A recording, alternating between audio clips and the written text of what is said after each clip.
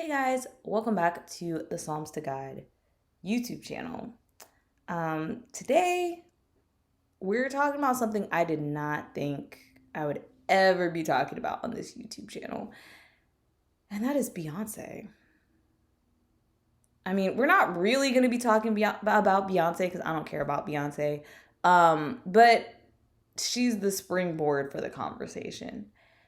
Now, before we dive into the actual conversation, I want to throw out some disclaimers because I know that a lot of times when I have conversations with people, they have trouble understanding that the arguments or like this point that's being brought up does not negate this other point that has been brought up. And in this video, I'm going to be talking about sexism and hypocrisy within the Christian community. And I want to explicitly state that me talking about the fact that sexism and hypocrisy are playing into the critiques against Beyonce's video is not a nullifier of the critiques themselves. So just because the fact that people are paying attention to her video and everybody and their mama is making a reaction video and discussing her lyrics, it does not mean that their assertions that her lyrics are not good or not godly is not true. The lyrics are not godly. I am not saying that her video or her songs are good. I have not listened to these songs. I am not going to listen to these songs. I do not listen to Beyonce. And this is not like a thing to defend Beyonce, right? This is dealing with the focus and the criticisms that are coming towards female artists that are not being, pushed towards male artists of similar stature. Okay, so with that disclaimer, Beyonce released an album, I don't know, maybe a month ago. It's been some time, but I was on my break from YouTube, so I didn't record this video until now. And after she dropped her album, everybody and their mama was talking about it because it's Beyonce. That's part of the course, right? We expect Beyonce drops an album, everybody's gonna talk about it. A lot of people loved it, but the Christian community was, enraged, and videos started popping up left and right of pastors denouncing her album, denouncing a particular song, and getting into how her music was satanic. Now, personally, I've been known this. I distinctly remember when Beyonce came out with the I Am Sasha Fierce album. Red flag, I am, like I am that I am. She's literally contrasting her alter ego, Sasha Fierce, with herself, which she's calling I am, which biblically speaking, there is a point where the Pharisees confront the Messiah and he says something like, I am blah, blah, blah, blah, blah. And the moment he says it, they recognize it as a callback to the Father, Yahweh, YHWH, however you want to pronounce it. That means I am that I am. That is the Father's name. Okay, so red flag here in this contrast that she has. Not gonna front like I understood that when this album came out because I was still a baby back then, but definitely as an adult looking back, I'm like, whoa, she was bold. But I did understand the criticisms that came around her Sasha Fierce alter ego. At the time, there was a interview that she did with Oprah Winfrey where she was explaining Sasha Fierce, and she talks about how, this thing takes over and it does things that she couldn't do. And she's talking about like putting on her heels and her eyelashes and like basically this persona that like she transforms into. And a lot of people started calling this possession, started saying that it was demonic and all of this stuff. And yes, as a band geek, as a former band geek, I do kind of understand this concept of performing, that when you go out, things just happen. When I was in high school and we did band, we would do our shows. You go out there and you become so focused on the performance that you you like nothing else is going on. You don't see the audience. And it's really more like getting in the zone. And I imagine like football players, basketball players, probably do this as well, because you have to get into this focus. Like you can't be looking at the person walking through the stands and being like, I wonder where they're going, because you have to be locked in on the performance. So there is this feeling of like not really being fully present when you're on the stage. However, we practiced it before. And so like everything that's happening while I'm marching around with my instrument is something that I have done before, that I did not in that state and am capable of doing. It's just that if you ask me about things that happened during the performance, I'm not going to remember. Like if you talk about somebody yelling something out in the stands, I didn't hear it because I wasn't listening, because I was focused on the music. So I get that part. But the idea that, like she says something like, I had to go back and listen to it for this particular video, but she talks about how like, putting on a particular outfit, like I think it was like the bodysuit or whatever. She was like, that's Sasha Fierce, because she wouldn't do that. Like that's a whole different level of disassociation from your performance. And Beyonce is not the only celebrity who has done this. Nicki Minaj has Roman, Eminem has Slim Shady. There are plenty of videos discussing this concept of alter egos and whether or not this is actually some sort of like demonic spirit possessing them in their musical career.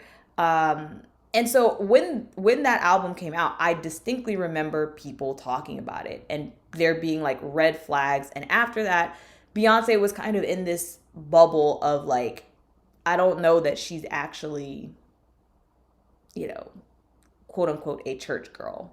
And I mean that with all the puns that are to be made. And, over time, like, and that, I guess that was kind of in the beginning of her career, like, or I guess the early stages of her career in comparison to now. And so over time, like most of the people I know who were around for that also at some point were like, yeah, she on some stuff. Like my friends who were huge Beyonce fans back then are not Beyonce fans anymore. They do not listen to Beyonce. So it's not really new that this idea that her music is satanic or that there's something satanic going on in there. So when people started talking about it, I was actually surprised. Like, what took you so long? Did you just now realize this? Or is there something specific about this album? Like, did she go from, this implicit thing about Sasha Fierce and I Am, which is a little difficult to pick up, particularly if you are a babe in Christ like I was when it dropped? Or is she like outright just calling on the name of Lucifer in the album? Because like I said, I didn't listen to it. I still haven't listened to it. So I was curious. And so I ended up actually clicking on one of the videos that was discussing this. And while this person made tons of valid points and some interesting things that I didn't know because I don't follow Beyonce, so things about like her and these horses and the horses of the horses of the apocalypse, I was actually completely shocked and almost like laughing at the content of the video. There is a part in this person's video where they claim that the lyrics on her album are the raunchiest lyrics they've ever heard. And I just find that hard to believe. I was like, have you been living under a rock? I mean, not even just amongst female artists, because I mean, Nicki Minaj has some songs. Literally, like a year, 2 years ago, however long ago it was, everybody was in their feelings about Cardi B and Meg Thee Stallion putting out WAP. And, I mean, Lil' Kim got some lyrics that will make you not want to, you shouldn't repeat them in front of your mama. Definitely don't repeat them in front of your grandmother, right? And that's just women's lyrics. I mean, even Missy Elliott got some songs too that she was like, ooh, clutch your pearls, right? And that's just women. Like, we're not even talking about Plies, Lil Wayne, Jay-Z, who else? Y'all have to pardon me if I give outdated references because I don't listen to the radio anymore, so I don't know who's out now. Drake has some lyrics that are questionable. Like there's some really raunchy lyrics in music. I just find it really hard to believe that those were the most raunchiest lyrics ever. And he starts showing the lyrics and he's talking about them.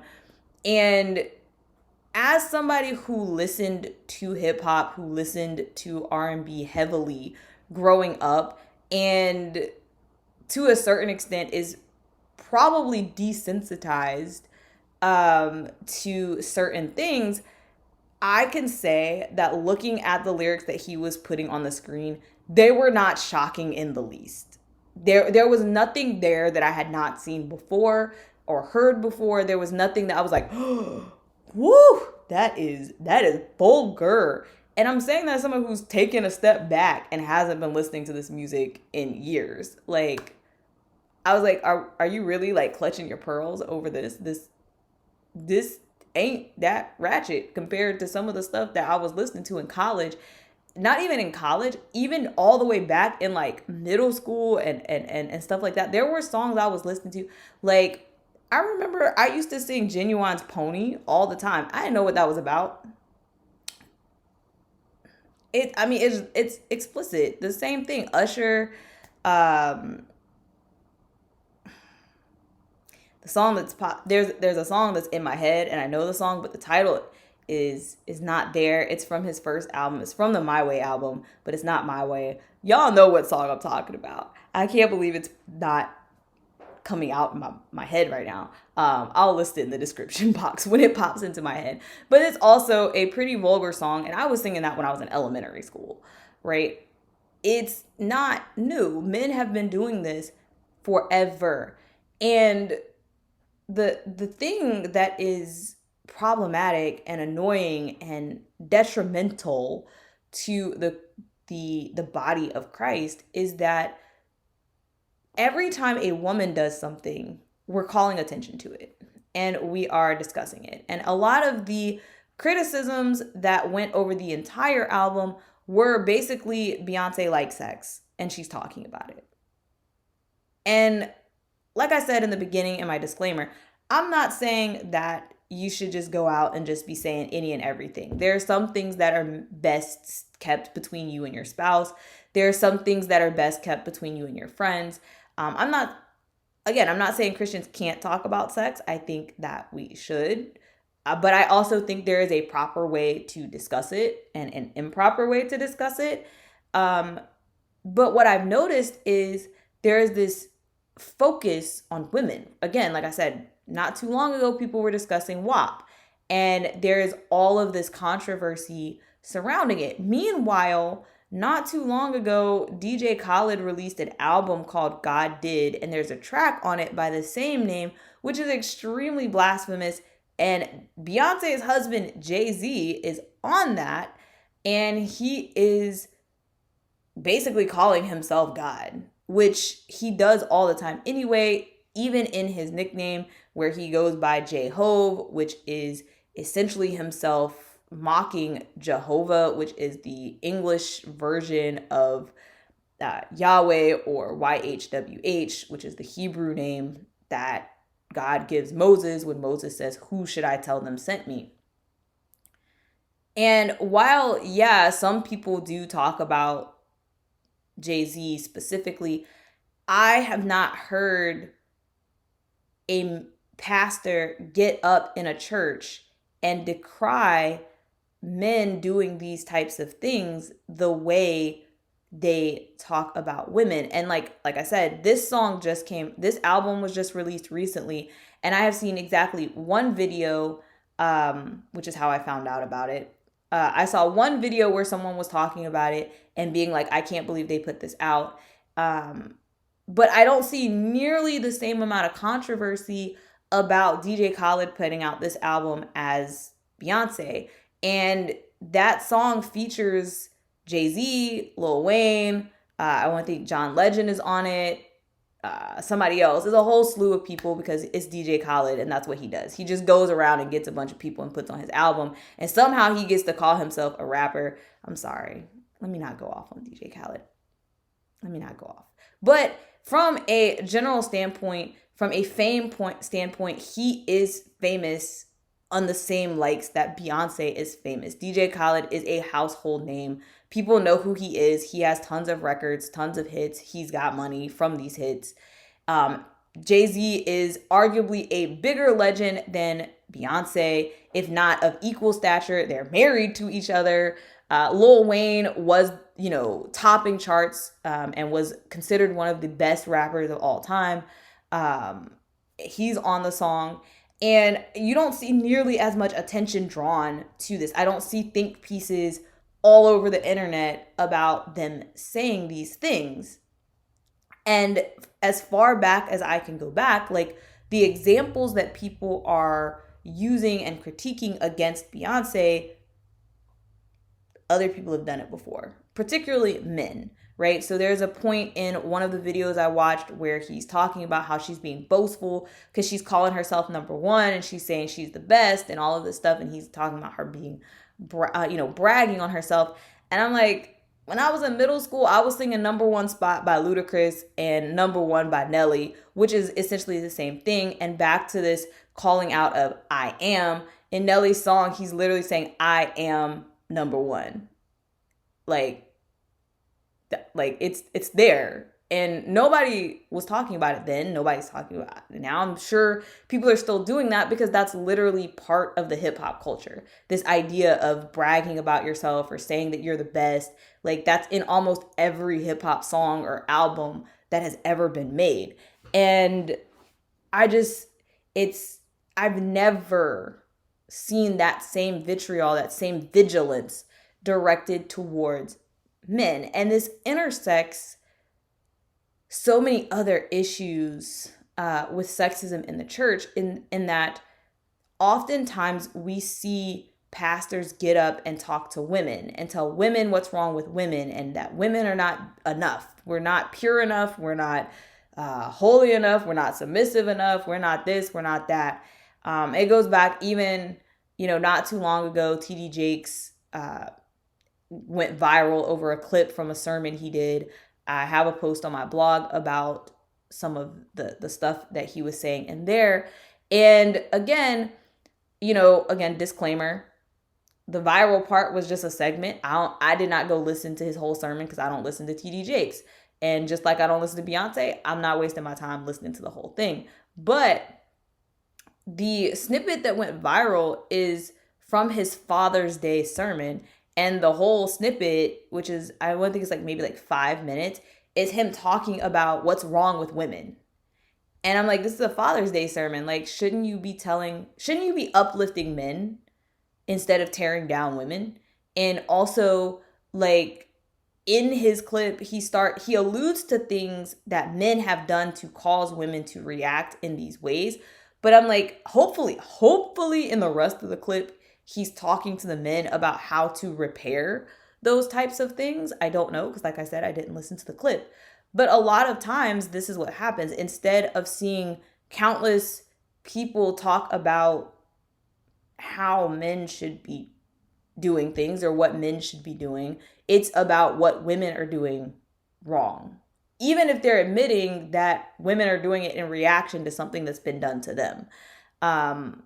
Which is just very strange to me. So when we go back to these lyrics, I mean, hip hop, pop culture, there are so many misogynistic lyrics. Like I was listening and thinking about, all of these things. And I was thinking back to the songs that I used to listen to in college. And I remember this song called Toot It and Boot It, which is literally promoting a one-night stand. It's promoting using women for sex. And in the song, they're even mocking the girl because she caught feelings for the guy. And he's like, no, I don't fall in love. I just use them. And I don't ever remember a pastor getting up and being like, young men, this is not how you should treat a woman. This is not how you should talk about women. We shouldn't be objectifying women. Women have more value than this, right? I don't remember pastors getting up and being like, ladies, these rappers are saying these things, and I want you to know you have more value than that you are, a child of God, and that you are worth more than your body, et cetera, et cetera. I don't remember anyone ever getting up and saying these types of things. I don't remember there being discussion. Even when like R. Kelly was on trial the first time and the second time, like I don't remember pastors getting up and being like, saying anything about him. And I mean, again, he has some very explicit songs. He keep getting in trouble for underage girls, and he wrote the song "Age Ain't Nothing But a Number." I've never heard that discussed in a church by a pastor. It seems like that gets glossed over under "Boys Will Be Boys." And there is this tone set that men can make sexually explicit music. Men can make songs where every other word is the F word and they're cursing and it's just vulgar, and that's okay, but women cannot. And that harkens back to in TD Jakes' viral clip where he starts talking about women being raised as men. The characteristics that he lists afterwards, he says, women are not praised for their femininity. And then he says, you are praised for, and he starts listing these characteristics. And the characteristics that he lists are not masculine. They are vulgar. No one should be exhibiting these characteristics. He's talking about being mean and rough and tough and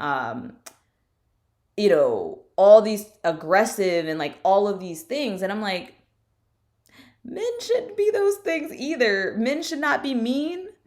You shouldn't be nasty.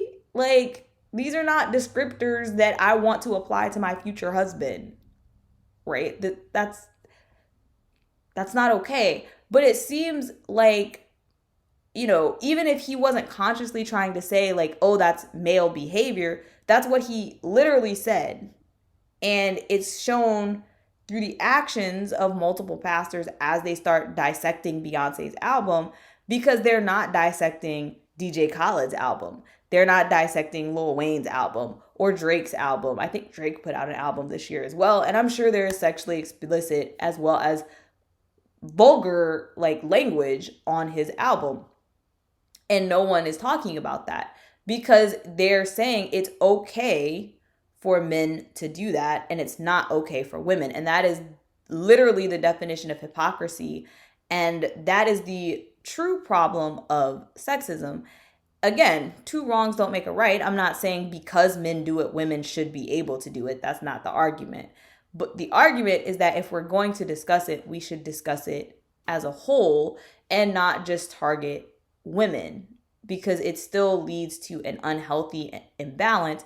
And it's dangerous for the body because when you start doing hypocritical things, you open yourself to a weakness. You open yourself to the criticism that the church is against women.